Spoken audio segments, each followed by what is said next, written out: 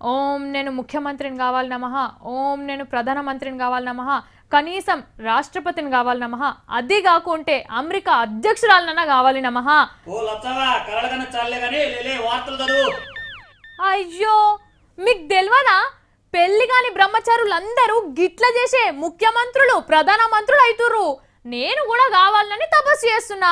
ఇప్పుడు హర్యానా రాష్ట్రానికి కూడా ఇంకో బ్రహ్మచారి సీఎం అయిందట. కావాలంటే వార్త చూడుర్రి.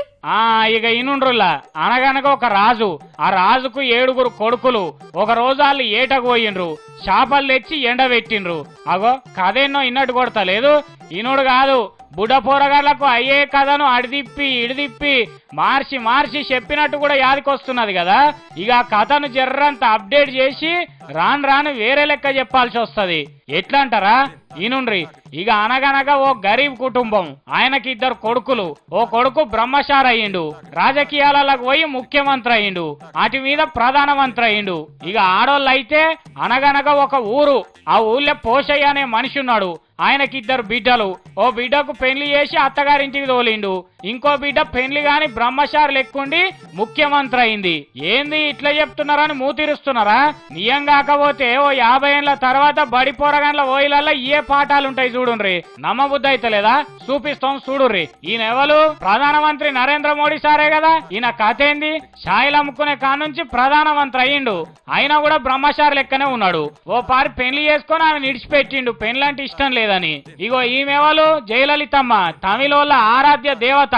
మరి అమ్మకు పెళ్లైందా? కాలే. జయలలితమ్మ కూడా లగ్గం చేసుకోకుండానే రాజకీయాలల్లా రాణి లెక్క వెలిగిపోతున్నది. మళ్ళా గీ అక్కను చూడుండ్రి, చూసిండ్రా? ఈమెవలో?